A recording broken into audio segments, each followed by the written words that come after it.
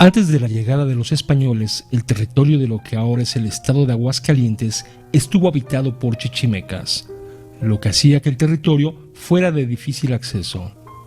De hecho, la total ocupación de las tierras del Bajío fue una labor que tardaría alrededor de 2 siglos. Al estar el territorio en el que actualmente se encuentra el estado, habitado por chichimecas, de los denominados huachichiles, fue que los conquistadores edificaron algunos fuertes o presidios, sistema que ideó Martín Enríquez de Almanza, siguiendo la estrategia que se había venido desarrollando en España durante todo el periodo de la Reconquista. Ello para proteger el Camino de la Plata, que se extendía entre Zacatecas y México, creándose así los 3 presidios, fundados por el combatiente de indios Juan Domínguez, que son el de Las Bocas, más tarde denominado de Las Bocas de Gallardo, situado en la frontera de Aguascalientes, en lo que era la jurisdicción de la Alcaldía Mayor de Teocaltiche, actualmente frontera de Aguascalientes y Zacatecas. El de Las Palmillas, que estuvo ubicado cerca de lo que ahora es Tepezalá, y el último fundado hacia el año de 1570, y que estuvo ubicado en lo que ahora son las calles de Moctezuma y Victoria, precisamente enfrente de la Plaza de Armas. Presidio que tenía como finalidad la protección del Valle de los Romero y el camino a Zacatecas, entrando así a asegurar el paso de los convoys cargados de plata y otros metales. Se llamaba presidio porque presidía y resguardaba la seguridad de los paseantes del lugar, no porque fuera cárcel. Por esta región pasaba la Ruta de la Plata, proveniente de las minas de Zacatecas con rumbo a la capital de la Nueva España. Se consideró apropiado establecer aquí un puesto militar como medida de protección y de resguardo, así como para suministro de provisiones. Región que rebasa por todas partes los estrechos límites que marca la circunscripción política.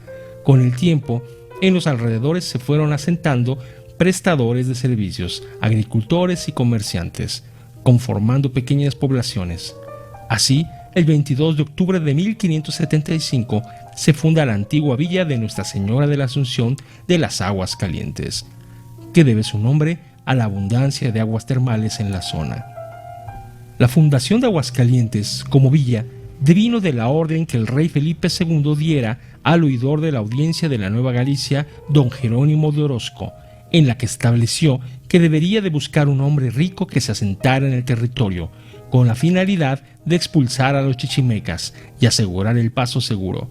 Jerónimo de Orozco, en ejecución de dicha orden, buscó a alguien que aceptase el encargo del rey, encontrando en la ciudad de Santa María de los Lagos a un hombre de nombre Juan de Montoro, quien aceptó el encargo y se dirigió al territorio acompañado de 12 familias, fundándose así el 22 de octubre de 1575 la villa de Nuestra Señora de la Asunción de las Aguas Calientes.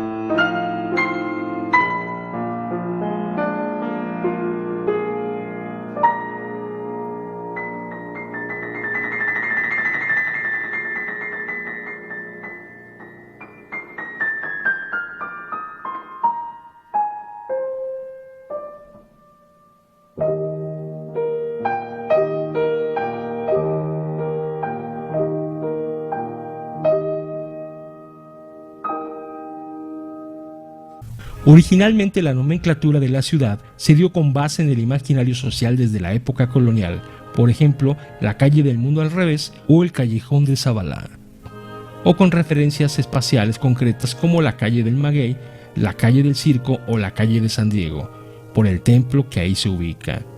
Pero a partir de la independencia en 1821, los nombres se cambiaron por personajes históricos del país para honrarlos. Las primeras calles con nombres cívicos en Aguascalientes fueron Allende, Hidalgo y Morelos, alrededor del Parián. La intención era que fuera a través de las calles la población aprendiera la historia de la patria para crear una identidad y conciencia nacional.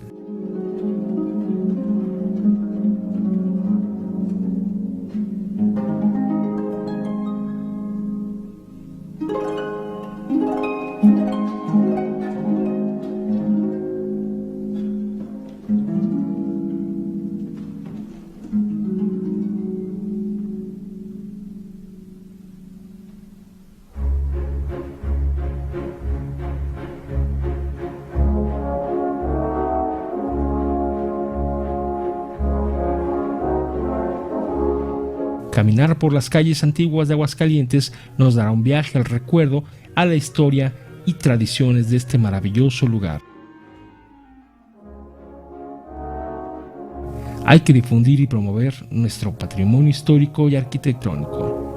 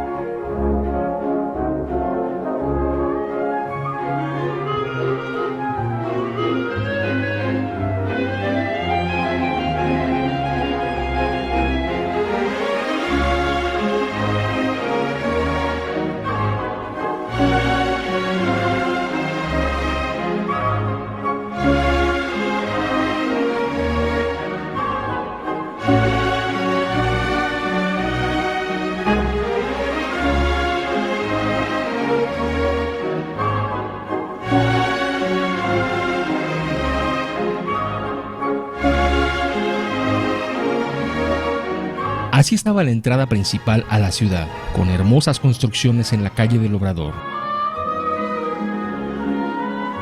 En 1860, José María Chávez Alonso estableció en la tercera cuadra el primer hotel de la ciudad, en la calle Obrador, junto a su casa y empresa llamada El Esfuerzo.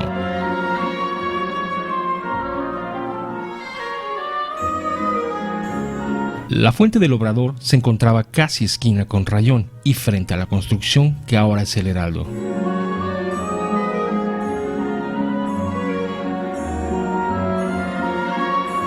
Su trazo irregular y zigzagueante asemeja a aquellos caminos coloniales que se fueron delineando conforme las necesidades urbanas. Su nombre primitivo fue Camino Real y, como es normal allí, se establecieron las primeras edificaciones.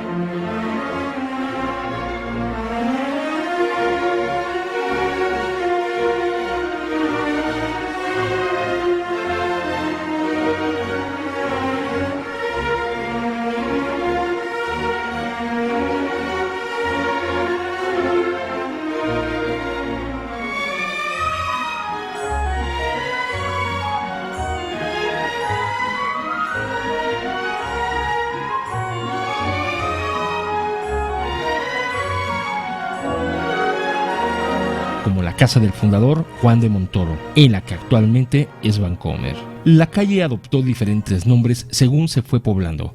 La primera cuadra fue llamada Real de Tacuba,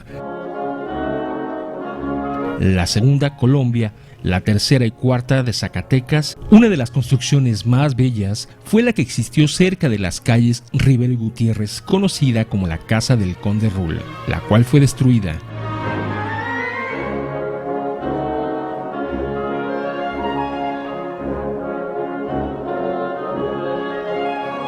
Pasando el Mercado Terán hasta llegar a la Garita de Zacatecas, donde está el Mesón Amarillo, actualmente Jardín Carpio. Se le llamaba Calle Norte, donde fue fusilado el general italiano Luis G. Gilardi, quien combatió al lado de los mexicanos contra los franceses. Precisamente por ser un camino de paso, ahí se establecieron los mesones que albergaban a los que transitaban por Aguascalientes. De los más notables era el de la Copa de Oro, el cual estaba en la esquina de la plaza, hoy Banamex.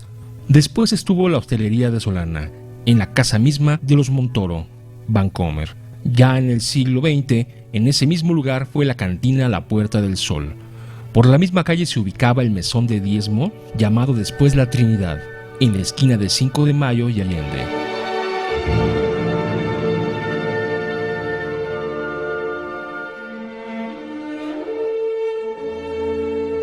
La calle Moctezuma antes se llamó Altuna porque en una de las casas ahí vivió en el siglo XVIII el capitán Altuna. Se encuentra ubicada al lado norte de la Puerta de Catedral e iba originalmente del Callejón de Zavala hasta la calle de la Merced, ahora Carranza. Construcciones del siglo XVIII y del XIX aún permanecen erguidas, aunque no todas, lamentablemente.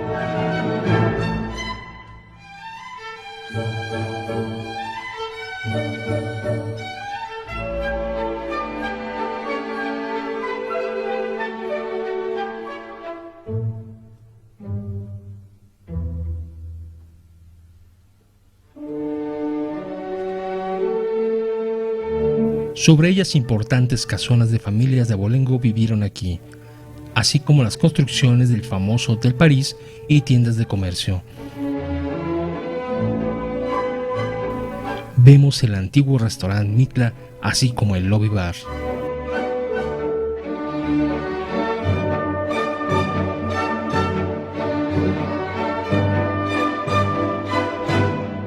La Lonja Salón Cantina.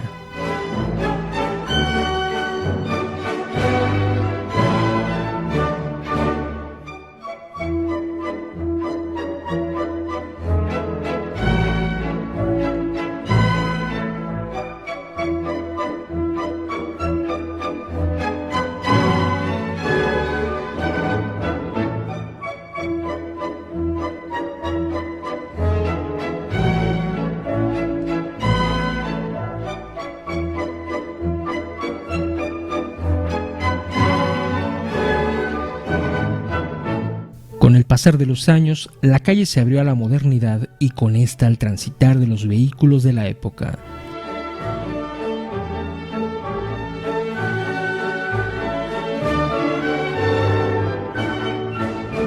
Una vez abierta la Madero, la calle terminó siendo eminentemente comercial.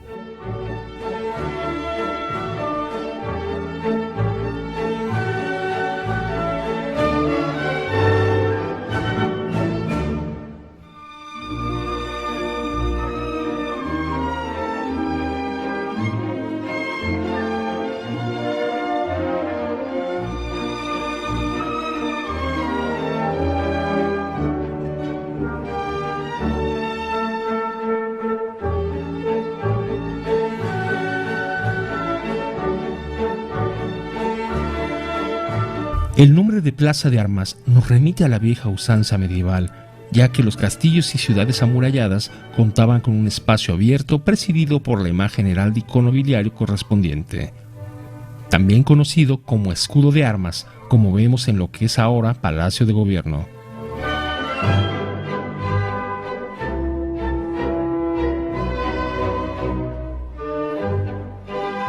En el caso de la ciudad de Aguascalientes se le conoce como tal porque durante la colonización de América, en la fundación de villas y ciudades, se contempló la necesidad de espacios amplios y abiertos, al que indistintamente se le denominaba Plaza Mayor o Plaza de Armas, ya que como prevención el área sería utilizada como punto principal de reunión en caso de que la localidad estuviera bajo un ataque contra la población. Por lo que además de los principales edificios públicos resguardaban arsenales o guarniciones de armas, según se estipulaba en las ordenanzas de Felipe II del año de 1576. La plaza principal de la ciudad fue objeto de diversas mejoras. A principios del siglo XIX no era más que una inmensa y polvorosa explanada en cuyo centro se erigía solitaria una columna o exedra.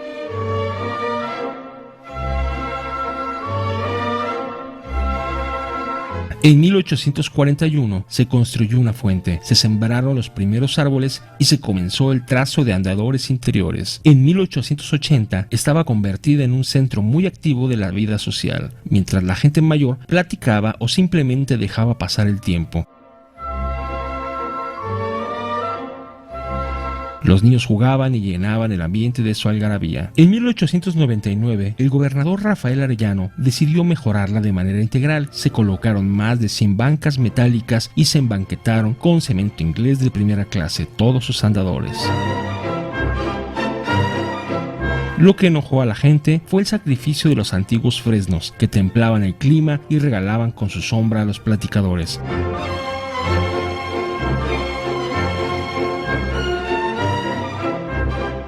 De cualquier forma, con sus nuevas bancas y sus árboles que solo con el tiempo crecieron, la plaza siguió siendo, tal y como dijo el novelista Eduardo J. Correa, la sala de recibir de la ciudad y el sitio de reunión de todos.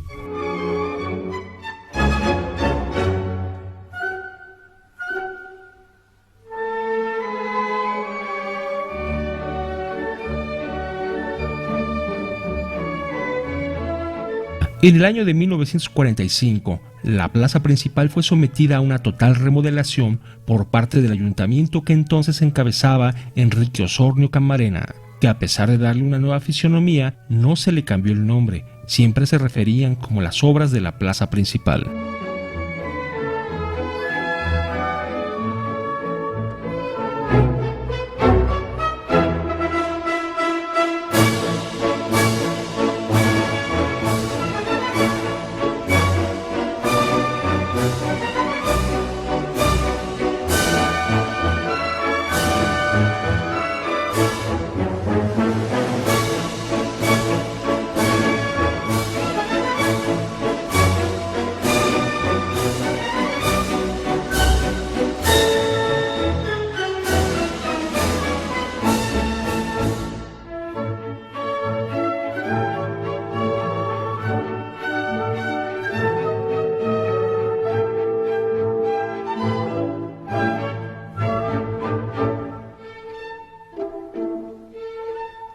Ha servido para el descanso de la gente, para ofrecer sus productos como aguas frescas y todo tipo de comida.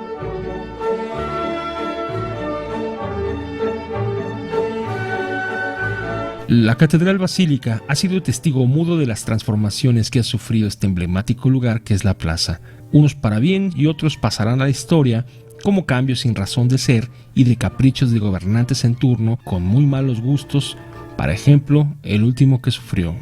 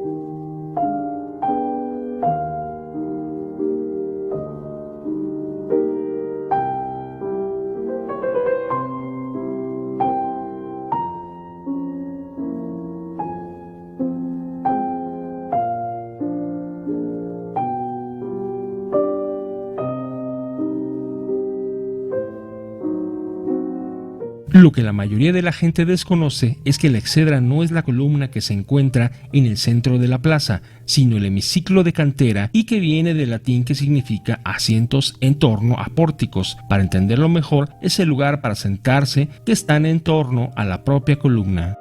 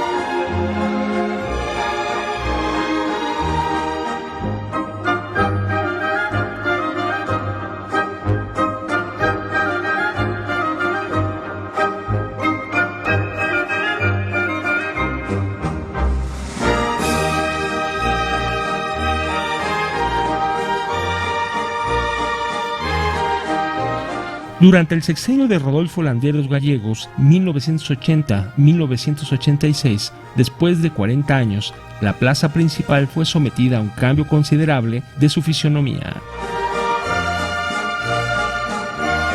Tiempo en que inclusive se cerraron al tránsito vehicular, la calle que corría entre la plaza, se movió la columna y se le colocó el águila que actualmente pertenece en ese lugar.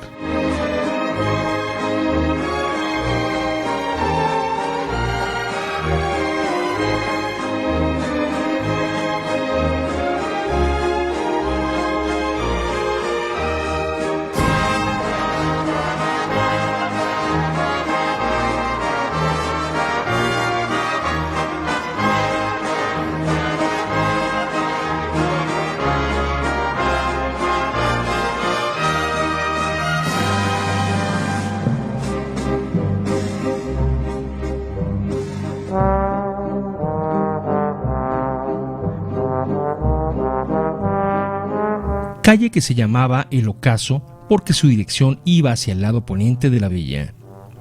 En el lado poniente de la plaza se encontraba hace muchos años el llamado Portal de Jesús.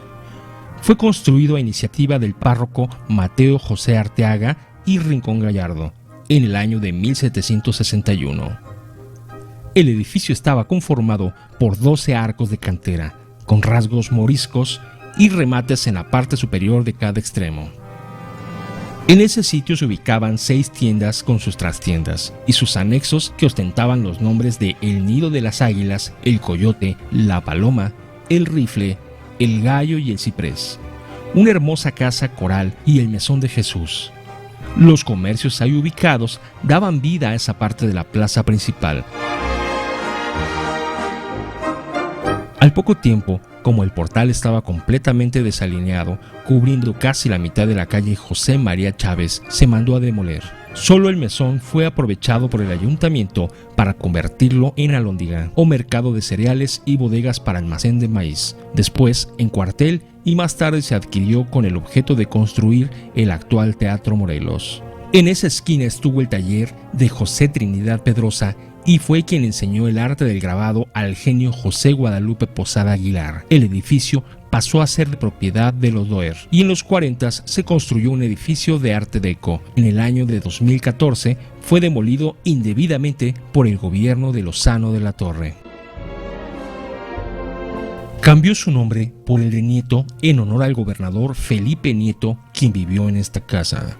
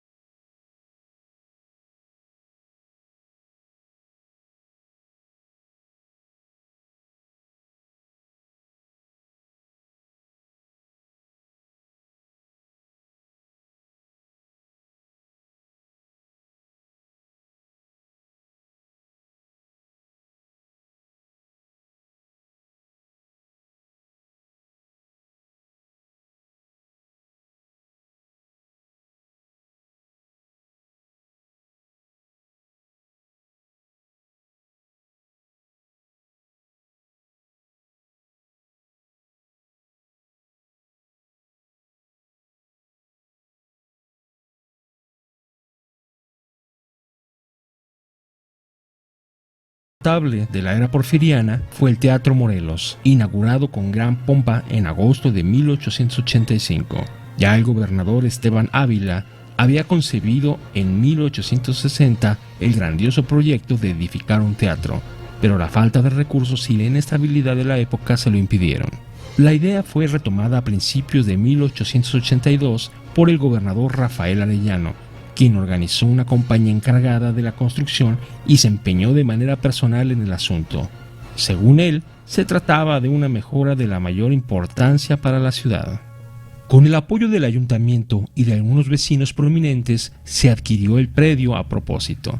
Se encargaron los planos al arquitecto José Noriega, se reunieron algunos recursos y las obras de construcción pudieron dar comienzo. En septiembre de 1883, cuando Arellano rindió ante el Congreso su último informe, los trabajos estaban muy adelantados. Francisco Gómez Ornedo, su sucesor, no solo no interrumpió las obras, sino que le dio a la compañía encargada de la construcción más recursos y la animó a concluir lo antes posible. De esta manera, el nuevo Teatro Morelos pudo ser inaugurado el 25 de agosto de 1885, con una función en la que se dio cita eso que los cronistas de entonces y de ahora llaman lo más selecto de la sociedad local.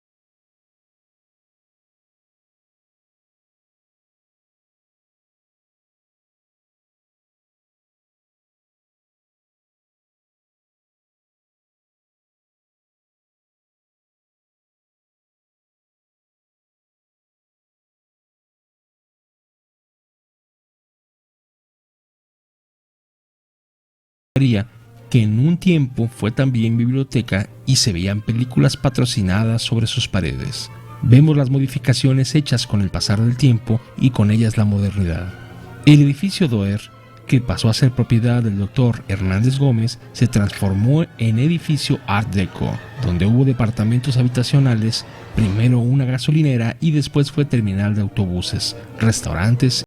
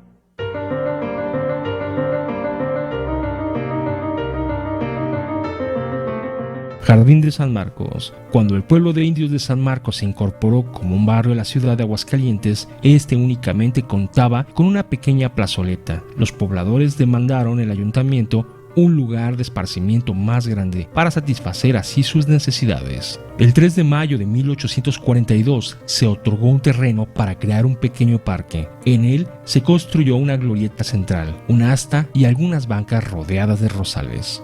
La construcción de la balustrada inició en 1842, impulsada por el gobernador del estado de Aguascalientes, Nicolás Condell. La obra magna duró muchos años, puesto que no había dinero en las arcas. Varios años después, en 1887, se agregaron 4 fuentes distribuidas en cada esquina del pequeño parque. También se añadieron 90 bancas de hierro. La superficie que integraba el jardín formaba un rectángulo. Sus lados medían 168 metros de largo por 88 metros de ancho.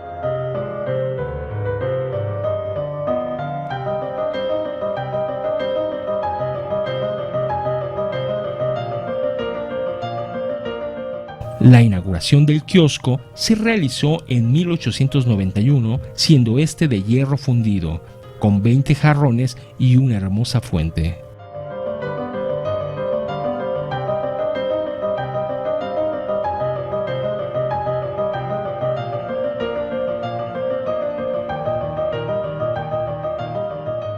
Actualmente, el Jardín de San Marcos se encuentra delimitado por una balustrada estilo neoclásico en cantera rosa. Tiene 4 accesos, uno por cada lado del jardín, orientados con los 4 puntos cardinales. La calle de la Flora, diosa de las flores de la mitología griega, es ahora F. Contreras. Estuvieron casas muy lujosas, caballeros de Colón se instalarían ahí.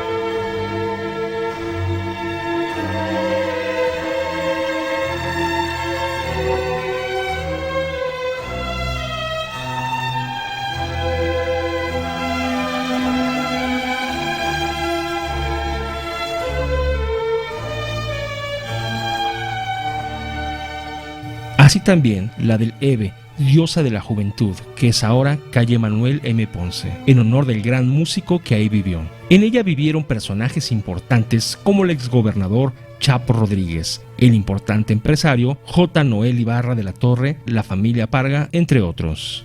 Eduardo J. Correa se llamó Democracia. ¿Y quién nos recuerda el centro nocturno Los Globos?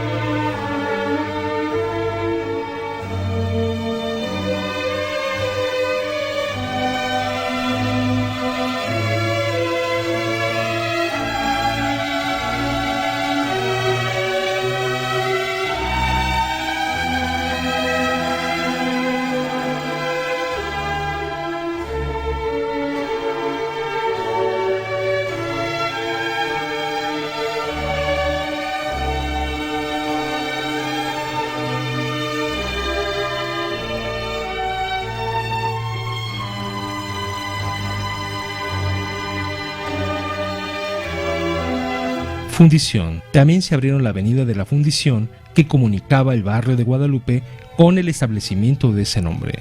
Fundiciones de la American Smelting and Refining Company, la planta de Azarco, en Aguascalientes, inició operaciones en julio de 1895 y se llamó Gran Fundición Central Mexicana, y efectivamente era una de las más grandes operaciones en su tipo en el país. Constaba de una planta concentradora de mineral, una fundición de plomo y una fundición de cobre. En conjunto, tenía una capacidad de refinación de 30,000 toneladas al mes. Les daba empleo a 1,000 personas y producía plomo, cobre, plata y oro. Si bien la producción de estos dos últimos metales no era el objeto principal de la fundición, eran un importante subproducto. Fue la familia Guggenheim la que construyó esta y otras fundiciones en el país y compró numerosas minas, negociando concesiones y facilidades con el gobierno del presidente Porfirio Díaz. Más tarde, en 1899, se crea la Azarco en Estados Unidos, la cual en 1901 pasa al control de la familia Guggenheim.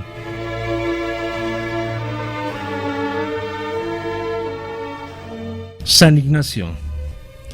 El puente antiguo de San Ignacio, una joya colonial de finales del siglo XVIII que mandó construir el clérigo Manuel Colón de Larreate, unía ese punto con la villa.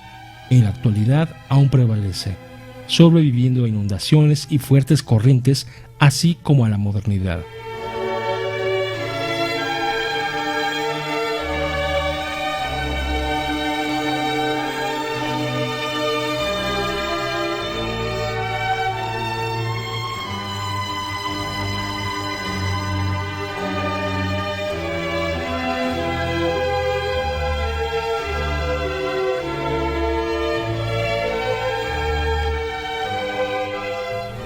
La fábrica de productos textiles de San Ignacio, abierta desde 1860 por inmigrantes franceses.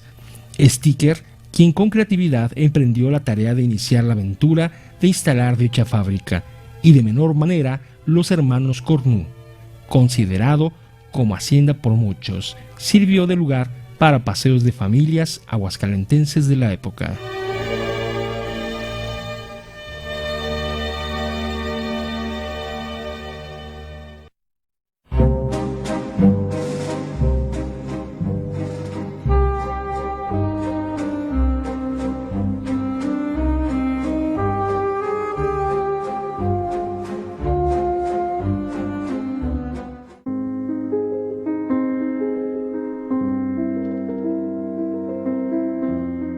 Su celebración se remonta a 1828, del 20 de octubre al 20 de noviembre, para vender el producto de las cosechas y la ganadería.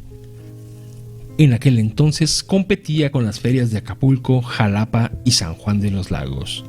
Al comienzo era celebrada alrededor del Parián, que es un centro comercial, esto hasta 1848.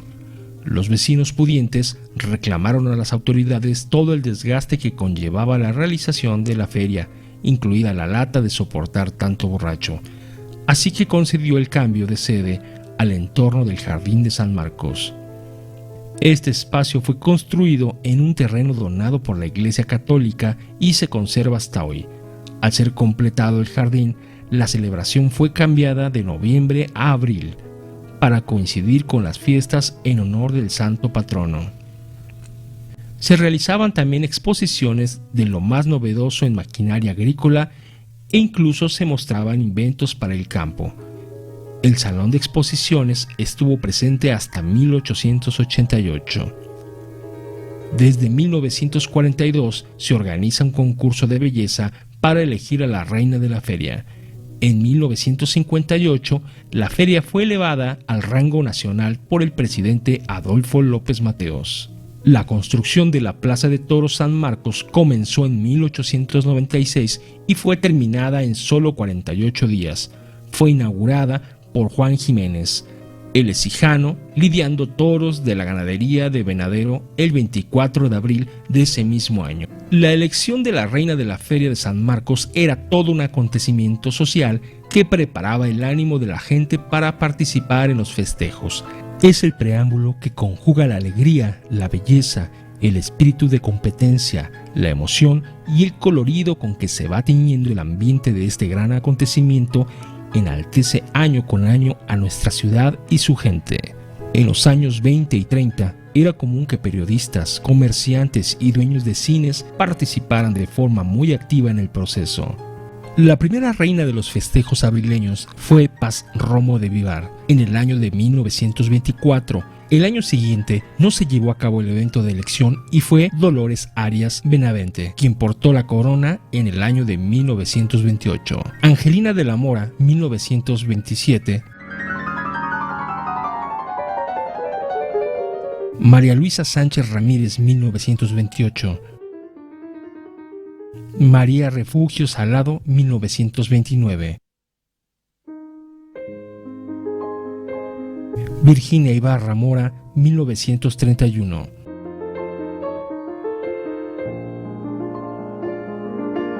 Virginia Ofelia Martínez de la Garza, 1932. Magdalena Sánchez Armería, 1933. Luz María de Lourdes Guerra, 1934. Clemencia Aguirre Andrade, 1935. Josefina Saldamando, 1936.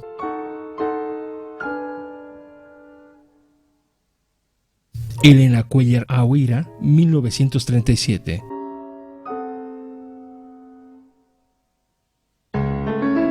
Margarita Tiscareño, 1938.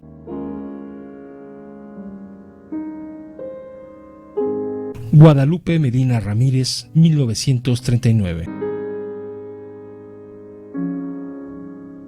María Villaseñor Teileri, 1940. Yolanda Barberena Villalobos, 1941. Olga Sánchez Ramírez, 1941.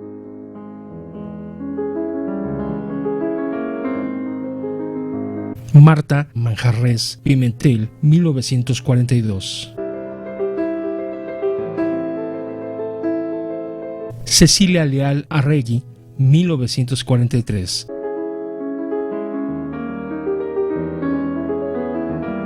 Berta Navarro Hernández, 1944. María del Carmen Herrera Romo, 1945. Alma Tiscareño, 1946. Estela Aldana Gallo, 1947.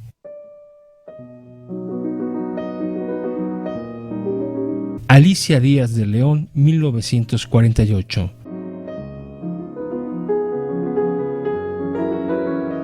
Aide Romero, 1949. Altagracia Reyes Ávila, 1950.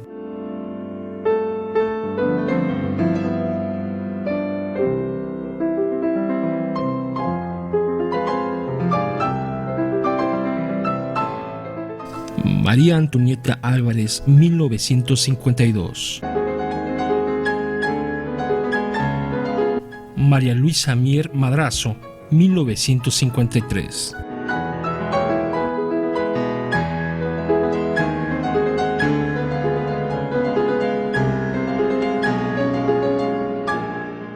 Carmen Landeros Gallegos, 1955.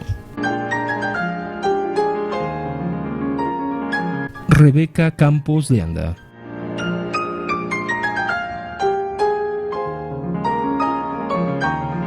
Beatriz Ávila Salceda, 1957.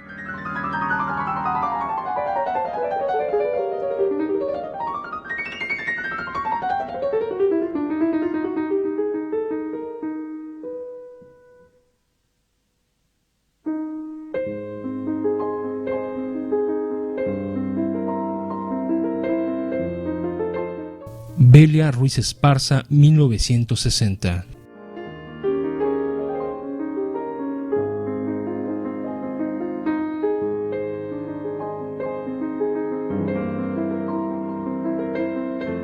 María Guadalupe Torres Escalante, 1962.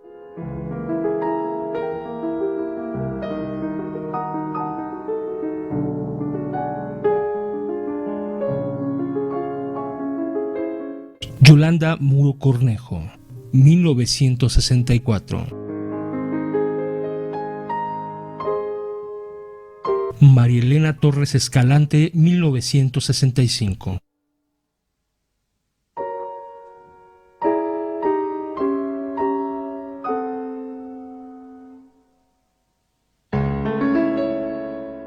Marta Leticia Guzmán de Alba, 1967.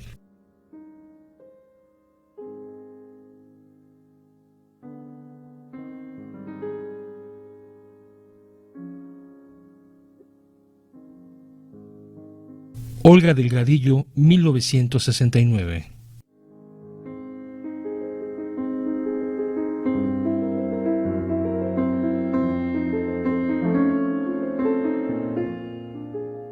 En una ocasión, por ejemplo, la convocatoria corrió a cargo de conocido diario de la ciudad, en cuyas páginas se anunció la apertura del registro de las señoritas que desearan participar.